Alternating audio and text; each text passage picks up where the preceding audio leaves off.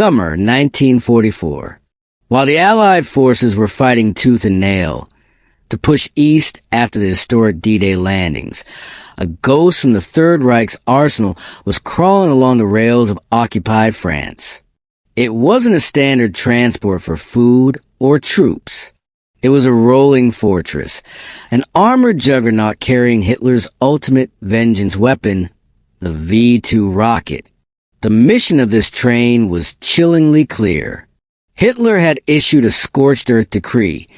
If Paris could not be held by the Nazis, it was to be reduced to rubble.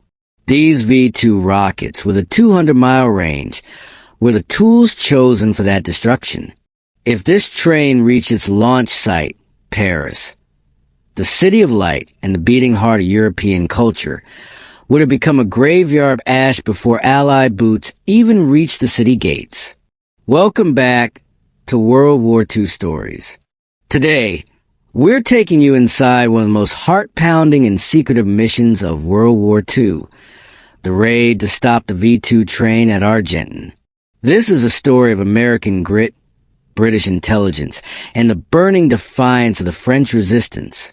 Following the brutal street fighting in Marigny, the men of the 1st Infantry Division, young soldiers like Ronald Daniels and Robert Zussman, hardly had time to wash the grime from their uniforms before a new directive arrived.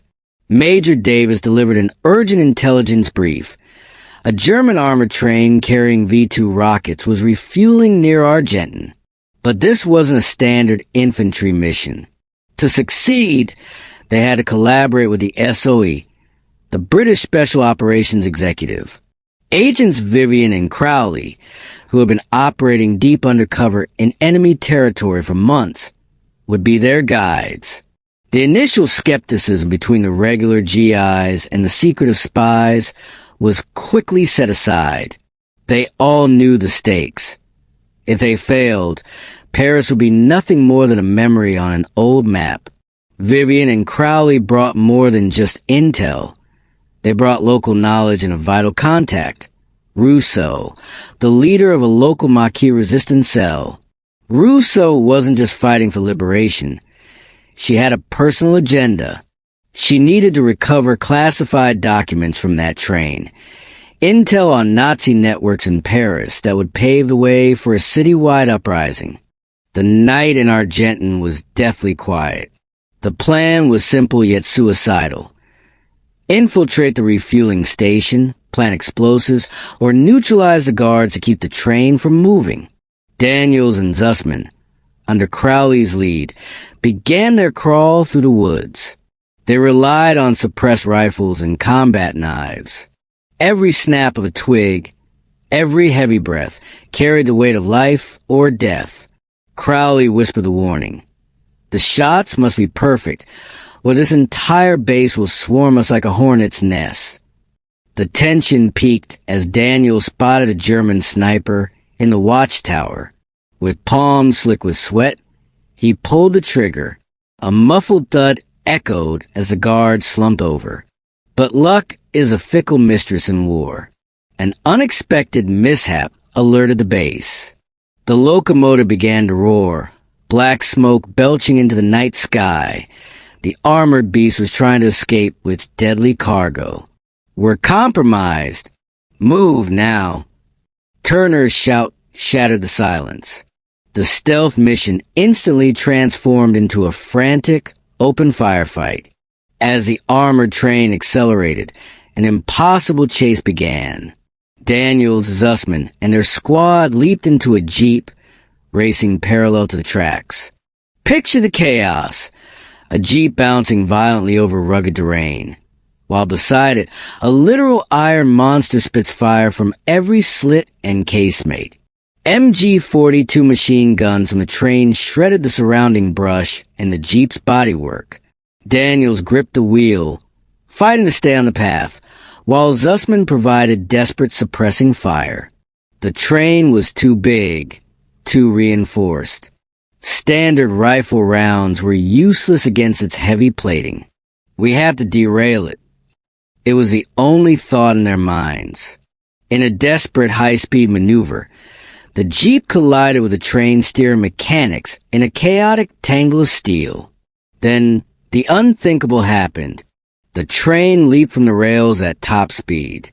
A chain reaction of ammunition and rocket fuel triggered a catastrophic explosion, a massive fireball that turned the French night into day. Hitler's dream of a leveled Paris disintegrated into molten scrap metal.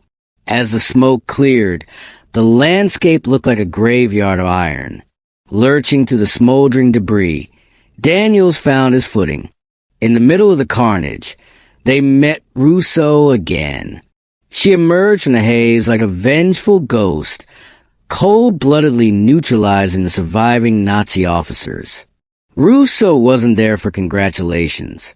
She pushed Daniels and his squad to sift through the burning wreckage for a specific briefcase. To her, the destruction of the train was a tactical victory, but the intel inside was a strategic key to saving thousands of resistance members in Paris. This encounter was a turning point. The American soldiers began to realize that this war wasn't just about bullets and territory. It was a war of secrets, of deep-seated vendettas, and the fierce, unyielding hunger for freedom from the people whose land they were treading. The mission at Argenton was a success, though it went nothing like the original plan. The train was a total loss, and Paris was saved from the long-range terror of the W2. However, the cost was high.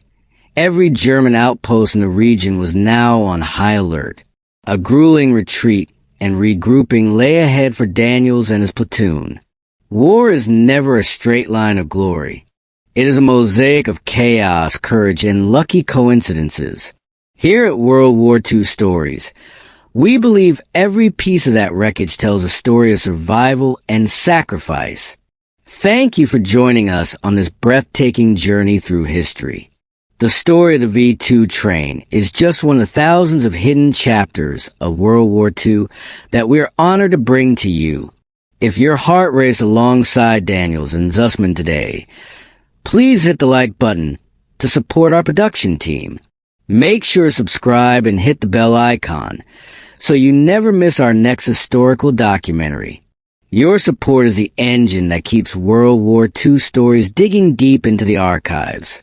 Question for the comments. What do you think about the coordination between regular armies and partisan fighters? Could Paris have been liberated without people like Rousseau? Share your thoughts below. We love hearing from history buffs like you. Finally, share this video on social media to keep these epic tales of heroism alive. We'll see you in the next story.